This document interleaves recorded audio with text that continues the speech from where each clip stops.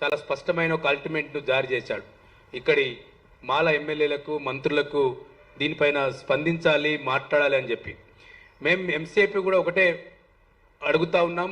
ఈ మంత్రుల్ని deputy CM ఉన్నాడు మాల కమ్యూనిటీ నుంచి, కార్మిక శాఖ మంత్రివర్యులు వివేక్ వెంకటస్వామి గారు ఉన్నారు. ఇప్పటికే ఎమ్మెల్యేలు అసెంబ్లీలో చర్చించారు, నాగరాజు గారు ఇతర ఎమ్మెల్యేలు. కానీ మొత్తం డిప్యూటీ సీఎం కార్మిక శాఖ మంత్రి కూడా ఇప్పటికే మాట్లాడుతున్నాడు. చాలా సందర్భాల్లో వివేక్ గారు కూడా మాలల పక్షం ఉన్నా, నేను జాతి పక్షం ఉన్నా మాట్లాడుతూ ఉన్నారు. కానీ నోరు తెరవందల్లా ఒక్కరే ఒక్కరు డిప్యూటీ సీఎం గారు. డిప్యూటీ సీఎం బట్టి విక్రమార్క గారు ఇప్పటి వరకు నోరు విప్పలేదు, అసెంబ్లీలో మాట్లాడలేదు, ఇటు బయట మాట్లాడలేదు. ఆయనకు ముఖ్యమంత్రి పదవి వచ్చింది రిజర్వేషన్ కోటాలో వచ్చింది, ఆయన గెలిచింది రిజర్వేషన్ కోటాలో గెలిచాడు డిప్యూటీ సీఎం. ఆయన గెలిచే కాదు, ఆయన తరతరాలుగా రిజర్వేషన్ ను, బాబాసాహెబ్ అంబేద్కర్ అందించిన రిజర్వేషన్ ను తరతరాలుగా అనుభవిస్తా ఉన్నారు. అనుభవించండి, నో ప్రాబ్లం. కానీ నీ జాతికి మాలలకు అన్యాయం జరిగినప్పుడు నువ్వు మాట్లాడకుండా ఉంటే నువ్వు మాలవో మాదిగవో నువ్వు తేల్చుకోమని డిప్యూటీ సీఎం చెప్తా ఉన్నాం. మేము రెండోది చాలా స్పష్టంగా చెప్తా ఉన్నాం, ఎంసీఎఫ్ మాల కోఆర్డినేషన్ ఫోరం సామాజిక న్యాయానికి కట్టుబడి ఉంది. ఎంసీఎఫ్ రాజ్యాంగానికి కట్టుబడి ఉంది. మేము ఎవరి వాటా దోచుకొని ఇవ్వట్లేం. ఇప్పటికే గత 30 ఏళ్లుగా మాలల మీద ఒక దుష్ప్రచారం జరిగింది. మాలలు దోపిడీదారులు, ఇతర కులాల వాటా గుంజుకున్నారు, తిన్నారని చెప్పి తోటి ఉపకులం మాట్లాడింది. అదేవిధంగా అనేక రాజకీయ పార్టీలు మాట్లాడినాయి. అనేక మంది ప్రజాస్వామ్యవాదులు ముసుగులో, ప్రగతిశీలవాద ముసుగులో చర్చించారు, రాతలు రాశారు. మేము ఇవాళ ఇప్పటికే చెప్తా ఉన్నాం, ఇప్పటికీ 5 నెలలు అవుతుంది ఈ రాష్ట్రంలో ఎస్సీ వర్గీకరణ జరిగిన తర్వాత మాలలకు ఒక్క ఉద్యోగం ఎందుకు రాలేదో ఇక్కడ రాజకీయ పార్టీలు ఆలోచించాలి, ఇక్కడ మీడియా ఆలోచించాలి, ఇక్కడ ప్రజాస్వామ్యవాదులు ప్రగతిశీలవాదులు కూడా ఆలోచించమని మేము చెప్పి కోరుతా ఉన్నాం. శ్రీనిధిలో ఎందుకు ఒక్కటి ఉద్యోగం రాలేదు, ఎందుకు ఆర్టీసీలో ఒక ఉద్యోగం రాలేదు, ఎందుకు డిప్యూటీ డిఓ పోస్ట్ లో ఒక్క ఉద్యోగం మాలలకు రాలేదు అంటే ఇప్పటివరకు దోచుక తిన్నామని చెప్పా. మేము దోచుక తిన్నామంటే మరి ఎందుకు మమ్మల్ని ఎస్సీ జాబితాలో పెట్టారు? తీసేయి.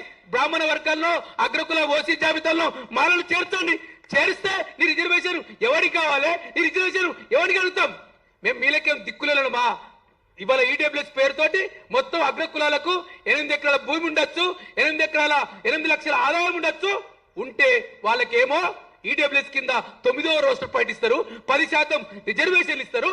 కానీ నిత్యం నేటికి అంతరాంతరాన్ని అనుభవిస్తున్న, పేదరికాన్ని అనుభవిస్తున్న, అత్యాచారాలకు గురవుతున్న మాలల పట్ల కాంగ్రెస్ పార్టీ తన ఎన్నికల్లో మేనిఫెస్టోలో పెట్టి మొత్తం మాలలను బొందబెట్టడానికి ప్రయత్నం చేస్తుంది, మాలలకు అన్యాయం జరిగే ప్రయత్నం చేస్తుంది.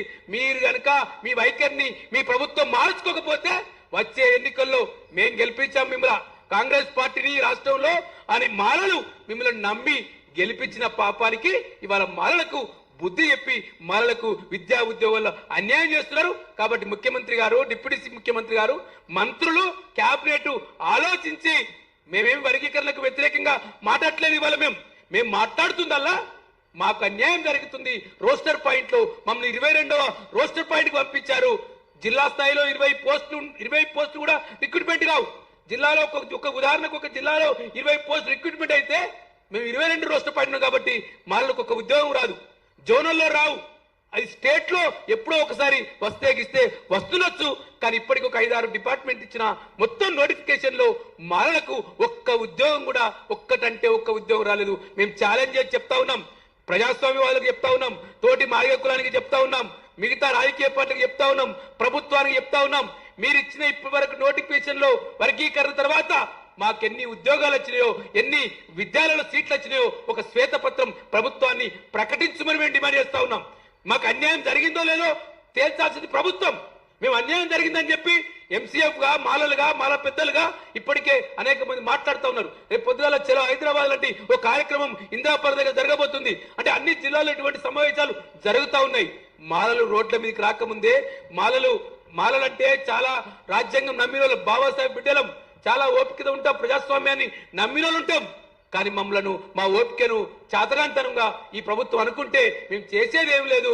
మా పైన గుర్రాల స్వారీ చేసిన చంద్రబాబు, ఇవాళ చంద్రబాబు గుర్రాల స్వారీ చేస్తే మాలల మీద తాను ఎటు పోయినా మనందరికి తెలుసు. ఈ రాష్ట్రం ఉమ్మడి రాష్ట్రం చెల్లిపోవాల్సిన పరిస్థితి వచ్చింది. ఒక చిన్న రాష్ట్రానికి ముఖ్యమంత్రి కావాల్సిన పరిస్థితి వచ్చింది. మేము రేవంత్ రెడ్డి చెప్తున్నాం, నువ్వు యంగ్ డైనమిక్ లీడర్వు, నేను అందరినీ తొక్కుతా అంటున్నావు, తొక్కు, ఎవరి తొక్కుతో తొక్కు, కానీ మాలల జోలికి వస్తే మాలలను తొక్కితే నిన్నే తొక్కి బొంద పెడతామని చెప్పి కూడా ఈ సందర్భంగా ముఖ్యమంత్రి గారికి చెప్తూ మరో ఉద్యమ నాయకుడు వెంకటేష్ గారు మాట్లాడాల్సిందిగా కోరుచున్నాను.